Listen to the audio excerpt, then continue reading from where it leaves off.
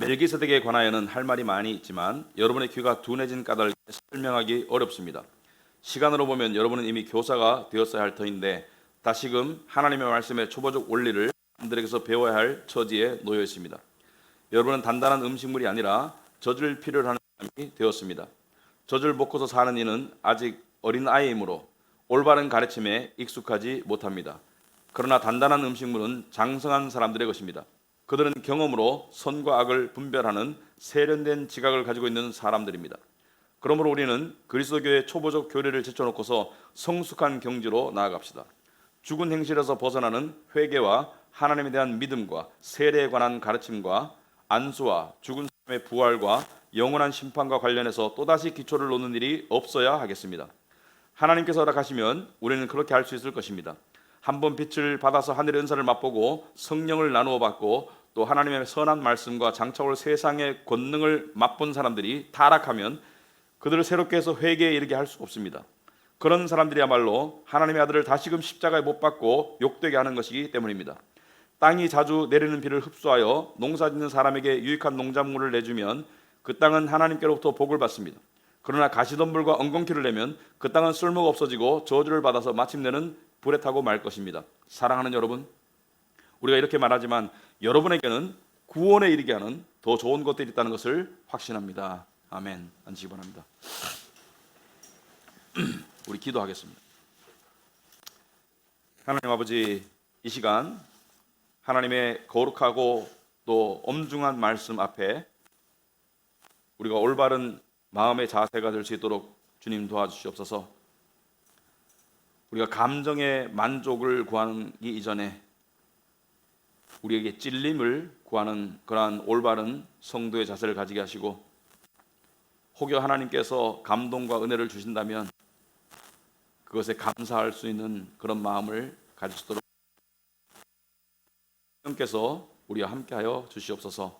예수님 이름으로 기도합나이다. 아멘.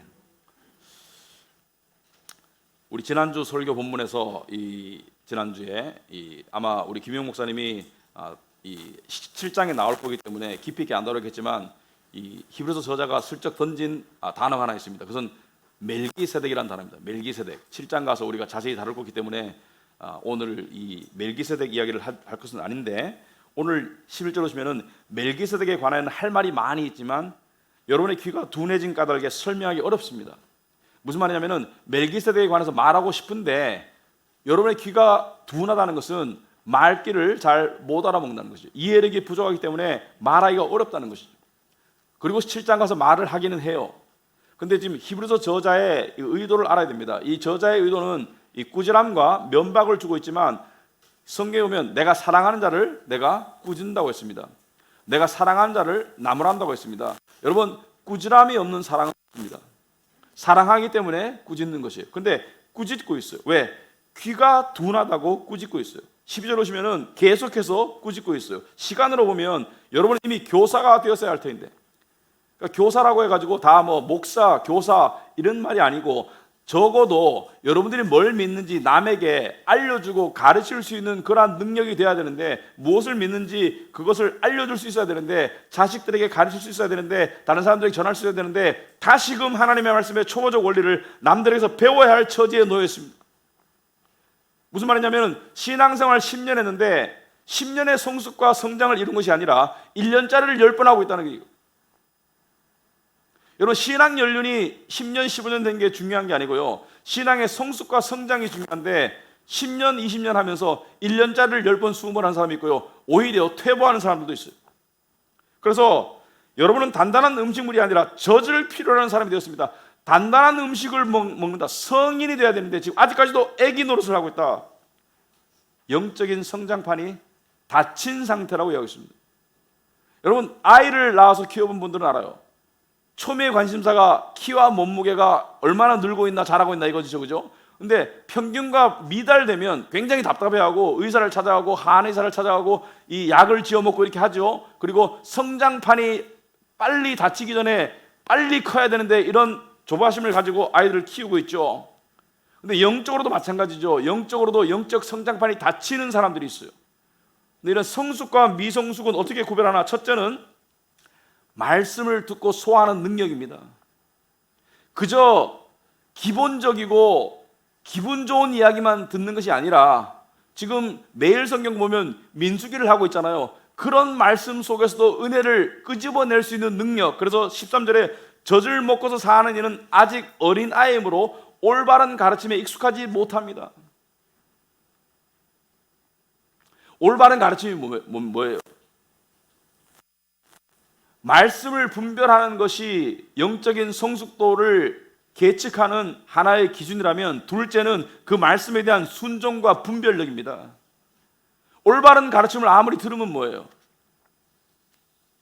그래서 14절에 그러나 단단한 음식물은 장성한 사람들의 것입니다. 단단한 음식물이 뭡니까? 그들은 경험으로 선과 악을 분별하는 세련된 지각을 가지고 있는 사람들입니다. 여기서 세련되다는 것은 지혜로운, 깊은 이런 뜻이죠. 그래서 뭐예요? 분별력을 가지고 무엇이 선인지 무엇이 악인지, 그러니까 선과 악이 뭐지? 여기서 말하는 선과 악은요, 뭐 도둑질하고 거짓말하고 이런 것을 말하는 게 아니고 근본적으로는 신앙생활에 관련된 선과 악이 무엇인지, 예배를 소홀히 하는 것이 선인지 악인지,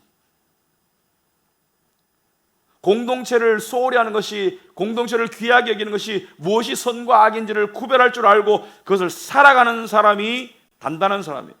근데 신앙생활을 하다 보면 두 부류의 사람들이 있죠. 하나는 말씀을 충실히 먹고 자라는 소수가 있습니다. 이분들은 말씀을 꾸준히 먹어요. 여러분, 제가 그랬죠. 성령 충만은 길길이 날뛰는 게 아니에요. 성령 충만은 꾸준함입니다. 그래서 성령 충만하지 않은 사람들의 특징은 그냥 냄비 끓듯이 끓다가 확 식어버려요. 근데 두 번째 부류는 뭡니까? 말씀을 먹다가 서서히 안 먹다가 말씀의 금식 상태, 그래서 영적인 아사 상태로 가는 게 두 번째 부류예요. 이따가 6장에서 이야기하고 있습니다. 몇 주 전에 성경 공부를 하다가 방학하기 전에 제가 이런 얘기를 들었습니다. 어떤 분이 성경 공부 이제 열심히 나오시는 분인데, 옛날에 같이 교회 다니던 분이 이제 좀 나이가 드신 분이 있는데 물었대요. 어디 가냐고. 성경 공부하러 간다니까. 아직도 성경 공부 다니냐고. 아직도 성경 공부 다녀? 아니, 나이가 권사쯤 될 나이인데 아직도 성경 공부 다니시냐고. 여러분, 이 질문이 함축적으로 의미하는 게 뭔지를 아세요? 이건 어떤 질문이냐면, 나이 든 사람에게, 저 같은 사람에게 아직도 밥 드세요? 아직도 하루 밥 매일 드세요? 아니, 성경 공부가 끝이 어디 있어요? 영적인 양식의 끝이 어디 있냐고요. 계속 먹어야지. 먹을수록 더 먹어야죠. 안 먹어도 된다고 생각하는 상황에 이르렀다는 것은 영적으로 심각한 병에 들었거나 아니면 이따 6장에 이야기할 사람의 부류에 속하는 사람이에요. 여러분, 초대교회도 이런 일들이 있었어요. 말씀을 잘 안 먹고 말씀의 금식 상태로 가고, 그리고 심지어 교회를 떠나는 교인들이 있었어요. 그들을 염두에 두고 지금 히브리서 저자는 떠나는 사람들에게 쓰는 말이 아니에요. 남아있는 사람들에게 하는 말이에요. 성도들에게 하는 말이에요. 떠나는 교인들에게 쓰는 말이 아니에요. 여러분, 제가 지금 하는 단어를 잘 여러분들이 주의 있게 들어보시기 바랍니다. 제가 교인과 성도라는 단어를 교차해 쓰고 있는데요, 모든 성도는 교인이에요. 하지만 모든 교인이 성도는 아닙니다. 모든 성도는 교인이지만 모든 교인이 성도는 아니에요. 그래서 히브리서 저자는 이 어린아이들과 같은 미성숙 상태에 있는 이 교인들에게, 모두가 그렇지는 않겠지만 다수에게 그리스도의, 기독교의 기본적이고 핵심적인 진리를 다시 한번 이야기하고 있는데, 이게 제일 중요한데 여기에만 머물고 있는 것은 문제가 된다고 말하면서 1절부터 설명하고 있죠. 6장에 넘어가가지고, 그러므로 우리는 그리스도교의 초보적 교리를 제쳐놓고서 성숙한 경지로 나아갑시다. 성숙한 경지로 나아가는데 초보적인 교리가 안 중요하다는 게 아니에요. 초보적인 교리가 너무 중요하지만 거기에만 머물지 말라는 거예요. 그럼 초보적인 교리가 뭐예요? 첫째는 죽은 행실에서 벗어나서 회개와, 이게 초보적인 교리죠. 죽은 행실이 뭡니까? 죽은 행실은 죄를 말하는 거예요. 기독교의 가장 출발은 죄에 대한 자각입니다. 그래서 기독교인이 되려면 죄인인 것이 돼야 돼요. 죄인이 아니면 기독교인이 될 수가 없습니다. 죄인이 아닌데 십자가가 왜 필요해요? 근데 여기서 죽은 행실은 특별히 유대교 기독교인들에게 히브리서를 읽었던 유대교 기독교인들에게는 율법의 행함을 통해서 구원을 얻으려는, 그러니까 행함을 통해서 의를 얻으려는 그 죽은 행실을 직접적으로 구체적으로 의미하기도 하고, 광의적으로는 모든 죄를 말해요. 모든 죽음의 몸부림, 특별히 종교적인 몸부림, 자기의 노력과 자기의 행함을 통해서 하나님의 의에 이르는 그것을 벗어나서 회개하라는 거죠. 회개. 십자가의 은혜를 믿는 믿음으로 나아가라는 것이죠. 하나님에 대한 믿음을 가지라는 것이죠. 이것이 초보적인 것입니다. 가장 근본은 죄를 깨닫고 회개하고 믿음으로. 그러니까 회개와 믿음은 동전의 양면과 같죠. 회개는 뭐예요? 회개는 자기 부정이에요. 자기 부정. 나는 잘못됐다는 것을 깨닫는 것이죠. 그렇기 때문에 뭐예요? 그리스도를 믿는 믿음으로 자동적으로 연결되는 것이죠. 그래서 믿음 없는 회개는 죄책감이에요. 그건 필요 없는 거예요. 회개는 믿음으로 가는 거예요. 내 잘못을 봤으면 그리스도의 십자가를 통해서 해결받는 거예요. 그리스도께서 나를 용서하신 것을 믿는 거예요. 하나님을 믿는 것이고, 2절에 세례에 관한 가르침, 세례는 거듭남을 말합니다. 거듭남에 관한 가르침, 안수는 세례 받을 때 주는 그 안수를 말하는 것이죠. 이 안수가 병고침의 안수도 있고 직분자를 세울 때 안수도 있는데, 그것을 말하는 것이 아니라 세례 때 베푸는 안수로 보는 것이 정확하고, 죽은 사람의 부활, 기독교의 기본 진리죠. 다 부활해요. 믿는 자는 생명의 부활로, 믿지 않는 자는 심판의 부활로 다 부활합니다. 사람은 영원한 존재예요. 지옥도 영원하고 천국도 영원해요. 그 부활과 영원한 심판에 관련하여 또다시 기초를 놓는 일이 없어야겠습니다. 뭐예요? 뺑뺑이 계속 돌지 말아요. 이 안에서만. 기초적인 진리가 중요하죠. 근데 여기에서만 머무는 것은 아니라는 것이죠. 성숙한 믿음으로 나아가라. 그게 뭔지 나중에 설명할게요. 성숙한 믿음이란 섬김과 사랑과 믿음의 승리를 말하는 것인데, 그것으로 나아가라는 것이죠. 하나님께서 3절에 허락하시면 우리는 그렇게 할 수 있을 것입니다. 하나님께서 허락하신다는 것은 무슨 하나님의 뜻입니다. 그렇게 해야 합니다. 그런데 그 다음에 나오는 4절부터 6절, 그리고 특별히 4절부터 8절, 좀 줄이면 4절부터 6절이 이 객관적으로 기독교계에서는 성경에서 가장 난해한 구절 중에 하나라고 말해요. 성경에서 가장 난해한 구절 중에 하나다. 난해한 것은 해석이 어렵고 헷갈린다고 말해요. 여러분들도 읽어보셨으면 아마도 한두 번쯤은 머리를 긁적이면서 그런 생각을 한 적이 있었을 거예요. 일단은 무슨 내용인지 파악부터 해보겠습니다. 4절 오시면은 한 번 빛을 받아서 하늘의 은사를 맛보고 성령을 나눠받고 또 하나님의 선한 말씀과 장차 올 세상의 권능을 맛본 사람들이 타락하면 그들을 새롭게 해서 회개에 이르게 할 수 없습니다. 그런 사람들이야말로 하나님의 아들을 다시금 십자가에 못 박고 욕되게 하는 것이기 때문입니다. 얼핏 들으면 어떻게 들립니까? 빛을 받아서 하늘의 은사를 맛보고 성령을 나눠받고 하나님의 선한 말씀과 장차 올 세상의 권능을 맛본 사람들이 타락하면 다시 회개에 이를 수 없고, 예수를 십자가에 못 박고 욕되게 한다는 것은 그 타락이 무엇을 말하죠? 그 타락은 하나님께로부터 떨어지는 것을 말해요. 그래서 이것이 난해하고 어렵다는 것은 마치 하나님으로부터 떨어지고 구원을 잃을 수 있다라고 해석하는 사람들이 많기 때문에. 제가 20대 초중반에 기독교인이 되었거든요. 어렸을 때 교회를 다녔지만 그때는 몰랐어요. 그런데 기독교인이 되고 난 다음에 저한테 나타난 큰 변화는 말씀에 대한 주체할 수 없는 배고픔이었습니다. 도서관에서 사람들은 입시 준비를 하고 있는데, 대학교 때 그 토플 공부하고 입시 준비하고 있는데 저는 성경책 봤어요. 로마서 보고 성경에서 눈을 뗄 수가 없었습니다. 그런 시절이 있었어요. 그런데 히브리서를 읽다가 이 말씀을 딱 읽고 난 다음에 제가 엄청난 두려움과 괴로움에 시달리게 됐어요. 왜? 첫째는 구원을 잃을 수 있는 가망성이 있다고 느껴졌기 때문에. 두 번째는 내가 알았는 하나님, 내가 깨달은 하나님, 그러니까 나를 구원해 주신 하나님이 나를 버릴 수도 있다는 그것이 도저히 납득이 안 됐습니다. 그러니까 내가 다른 곳에서, 내가 다른 성경 구절에서 내가 발견한 하나님, 로마서에서 발견한 하나님, 나를 사랑하시고 나를 택하시고 나를 불러주신 그 하나님, 사랑의 하나님, 무한한 용서의 하나님과 지금 나를 협박하는 듯이 들리는 그 하나님과 도저히 상충이 안 됐어요. 그래서 히브리서를 잘 안 읽었습니다. 한동안. 히브리서를 읽으면 6장은 지나갔어요. 여러분 그 보기 싫은 거 지나가잖아요. 이 텔레 보다가 무서운 장면 나오면 싹 돌리잖아요. 히브리서 6장 안 읽었어요. 10장도 안 읽었어요. 나중에 10장도 안 읽었어요. 왜냐하면 너무 무서워서. 그리고 이해가 안 됐습니다. 어떻게 같은 하나님께서 다른 말씀을 하실까? 근데 어느 날 어떤 계기로 제가 이 말씀을 깨닫게 되었어요. 그런데 말씀을 제대로 깨달으면 우리의 심령 가운데 두려움이나 괴로움이 주어지지 않습니다. 말씀을 제대로 깨달으면 그 마지막 상태는 평강과 감사와 기쁨이죠. 성령의 역사가 있는 것이죠.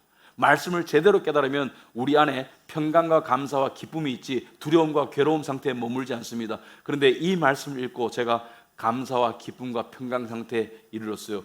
왜? 말씀을 제대로 깨달았기 때문에. 우리 제대로 한번 깨달아 봅시다. 한 구절씩 살펴보면서. 첫째, 4절에 한번 빛을 받아서 하늘 연산을 맛보고 그랬습니다. 여기서 중요한 단어가 맛본다는 거예요. 맛을 본다는 거예요. 맛을 본다는 것은 여러분 간 본다는 것 똑같은 겁니다. 이 주위를 맴돌았지 들어온 적이 없습니다. 먹은 것이 아니에요. 맛을 보았지. 그러니까 교회를 말하자면 교회에 나와가지고 빛을 받았다는 것은 한 번 받았다는 것은 이 빛 대신 예수 그리스도, 그러니까 구원의 길에 관한 것을 머리로 들었다는 것이죠. 그리고 하늘의 은사라는 것은 당시의 그 상황에 보면은 계시의 말씀을 전하는 예언 또는 방언, 말씀 가르침 여러 가지 은사가 있죠. 그 은사를 맛을 보았어요. 왜? 교회 공동체 안에 있었기 때문에 맛을 본 것이죠. 여러분 그 식당 옆에 지나가면 냄새가 나죠. 심지어 시식을 해볼 수도 있어요. 근데 맛을 보았다는 것은 들어온 게 아니에요. 그냥 거기에 머물러서 함께 있었기 때문에 어쩔 수 없이 느껴지는 냄새와 감동을 받았고 성령을 나누어 받았다는 것은 그 공동체 속에, 믿음의 공동체 속에 함께 하시는 성령의 임재 가운데 자기도 육신이 가 있었어요. 그래서 거기서 그것을 성령을 나누어 받았다는데, 이 성령을 그 안에서, 성령의 공동체 안에서 내가 몸이 속해 있었기 때문에 그 맛을 보았고요. 또 하나님의 선한 말씀과 장차올 세상의 권능, 장차올 세상은 뭐죠? 천국, 하나님의 나라, 영원한 심판, 그러한 것의 권능에 대한 맛을 본 사람들이 먹었다고 안 했어요.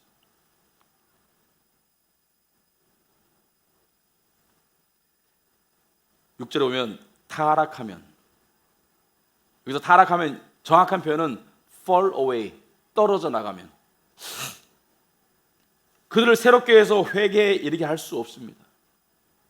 무슨 말이냐면 장자의 명분을 박탈당했던 에서가 눈물로 호소했어도 다시금 그 자리에 돌아갈 수 없듯이 이들은 다시 돌아올 수 없다는 거예요. 그런 사람들이야말로 하나님의 아들을 다시금 십자가에 못 박고 욕되게 하는 것입니다. 무슨 말입니까? 여러분, 맛보고 안 산다는 것은 인정한다는 거예요, 안 한다는 거예요? 안 한다는 거예요.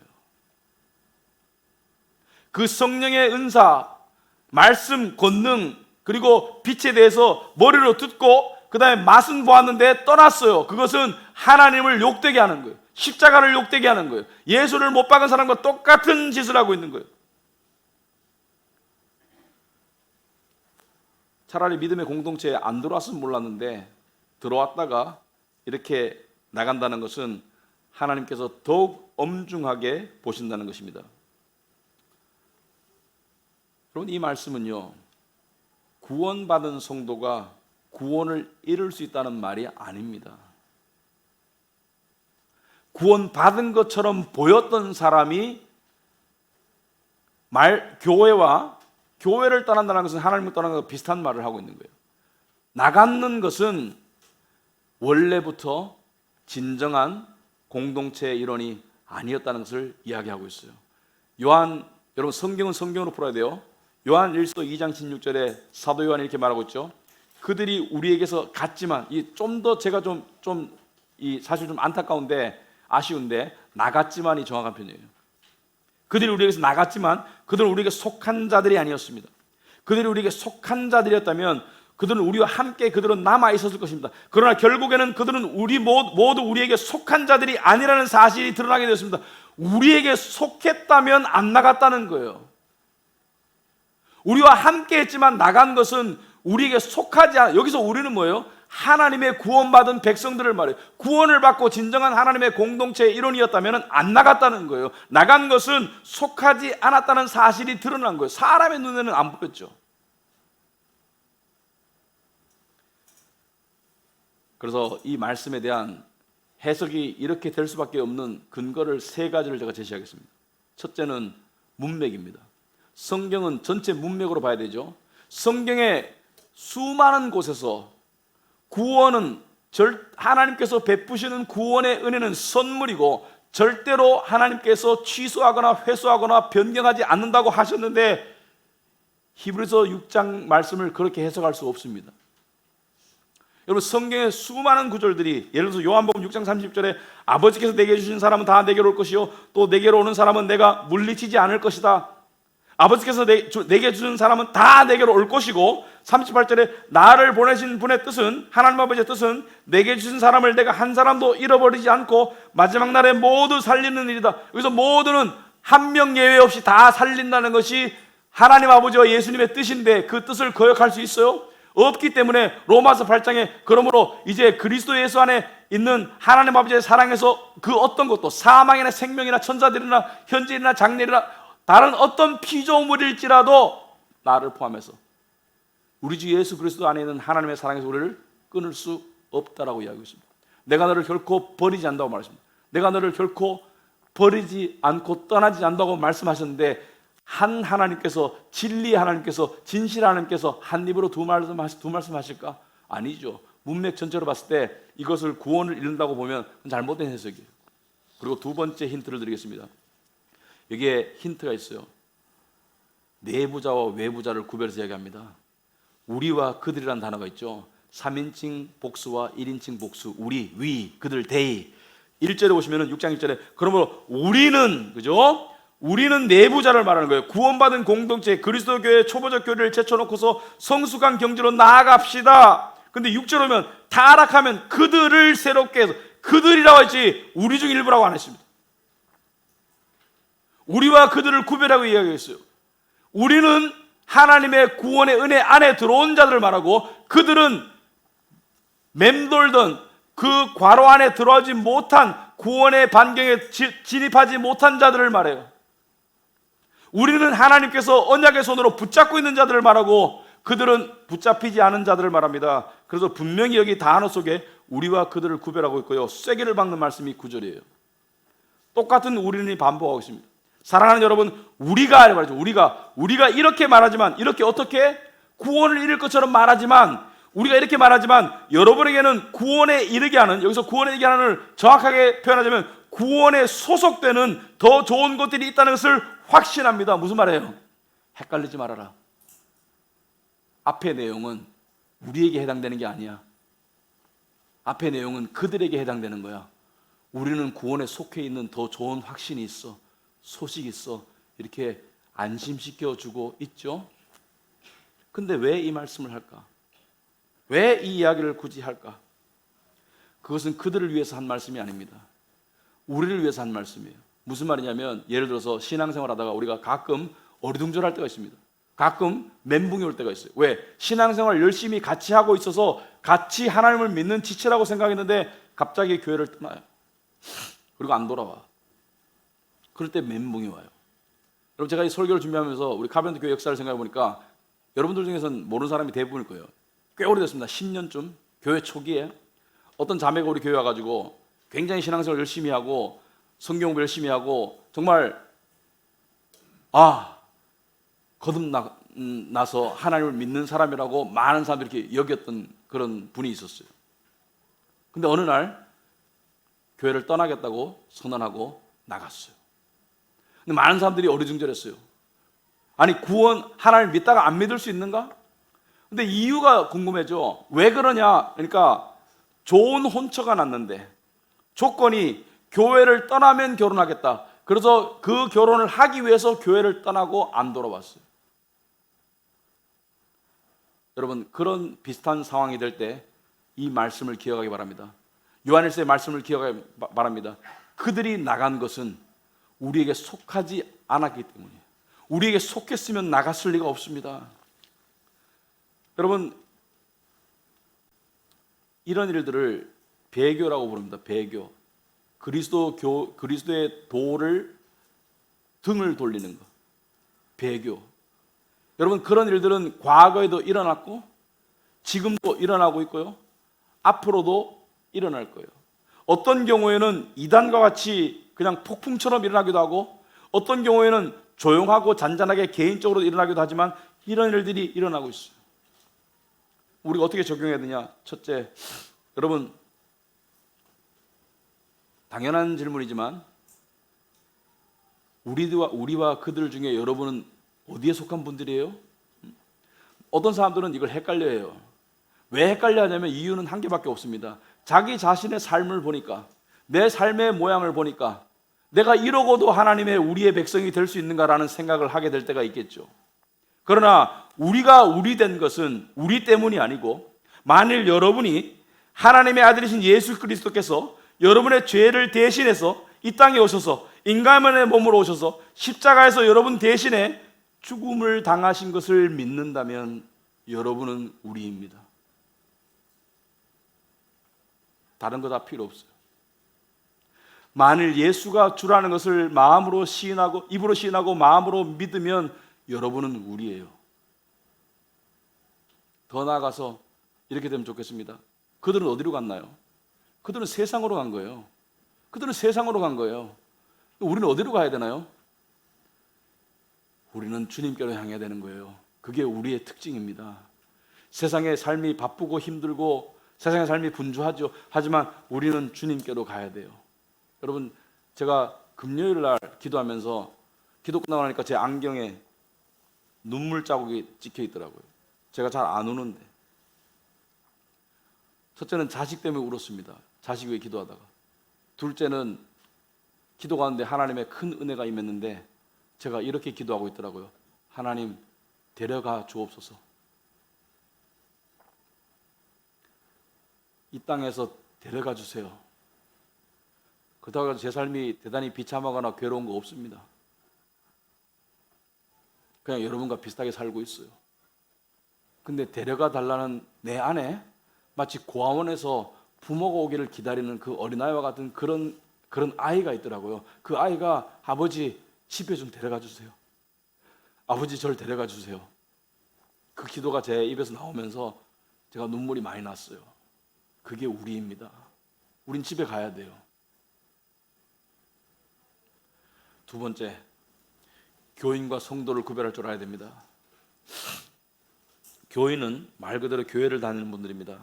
하지만 성도는 하나님께서 택한 백성이에요. 어떤 분들은 교회를 다니다가 교회를 떠납니다. 안타깝죠. 하지만 그런 일들이 비일비재할 거예요. 근데 거기에 대해서 낙심하거나 어리둥절하거나 헷갈려 하지 마세요. 성경에 분명히 말하고 있어요. 이 성경 말씀이 누구를 위해 쓰여진 거예요? 우리를 위해 쓰여진 거예요. 우리를 위해서, 그들을 위해 쓰여진 말씀이 아니에요. 세 번째, 여러분, 왜 우리가 그리스도 교회의 기초를 벗어나서 장성한 믿음의 분량으로 자라야 됩니까? 왜 그래야 돼요?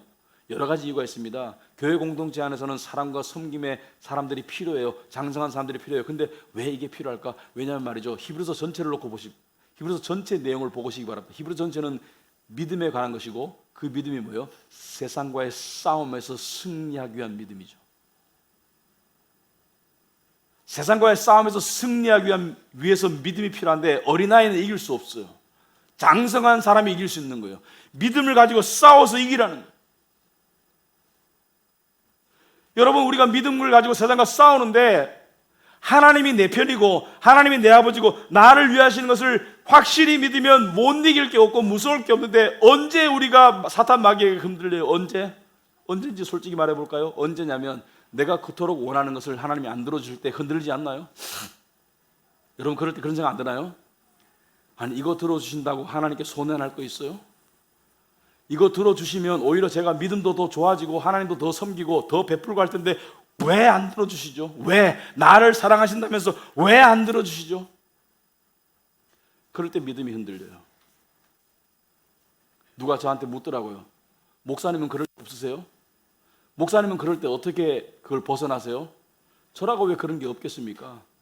아니 하나님이 이렇게 해주신다 해가지고 하나님께 손해날 것도 없고 오히려 하나님께 더 영광이 될 것 같은데 왜 안 들어주시나요? 라는 인간적인 생각이 들 때 그럴 때가 왜 없겠습니까? 그럴 때 저는 어떻게 하냐고 저보고 묻더라고요. 저는 이렇게 해요.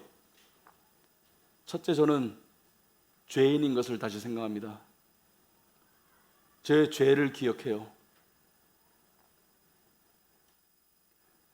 죄인인 것을 깨달으면 요구사항이 없어집니다. 둘째, 이걸 기억합니다. 그럼에도 불구하고 나를 구원하신 하나님 아버지, 내 죄를 대신해서 십자가에 죽으신 예수님, 그 주님을 바라보면서 그 안에서 무한한 사랑을 다시 확인하고 난 다음에 이렇게 말합니다. 하나님, 어떠한 고난과 역경도 제가 감당하겠습니다. 제가 어떠한 비참한 경우를 당할지라도 주님의 뜻이 있을 줄 알고 제가 감당하겠습니다. 여러분, 세상을 이기는 것은 지난주 설교에서 들으셨겠지만 인간적인 강함이 아닙니다. 우리 나약함 가운데 그리스도께서 강해지시는 거예요. 그 강함 가운데 우리가 이기는 것입니다. 여러분, 신앙의 성숙함으로 나아가야 되겠습니다. 우리의 갈 길은 한 군데밖에 없습니다. 근데 더 열심히, 더 똑바로 나아가야 되겠습니다. 하다가 보고 잘못된 부분이 있으면 궤도 수정하고 우리가 나아가야 되겠습니다. 특별히 이 시대 교회와 성도들의 가장 중요한 사명은 무엇이죠? 바로 진리를 통해서 믿음을 키워가는 거예요. 더 나아가서 사랑의 가족 공동체를 만드는 것이고요. 세상의 빛과 소금 역할을 하는 것이죠. 여러분, 여러분의 삶의 무게, 삶의 다양한 이슈들에 파묻힐 때가 있을 거예요. 근데요, 하나님께서 올바른 길을 보여주시면 바로 가면 돼요. 아무리 파묻혔더라도, 아무리 검정이 묻었더라도 그냥 가면 돼요. 하나님은 오는 모든 자를 받아주세요. 우리 하나님은 절대로 우리를 버리지 않아요. 우리를 영원히 가지고 계세요. 우린 이미 천국에 가 있어요. 그 믿음으로 살아가는 여러분과 제가 되길 바랍니다. 기도하겠습니다.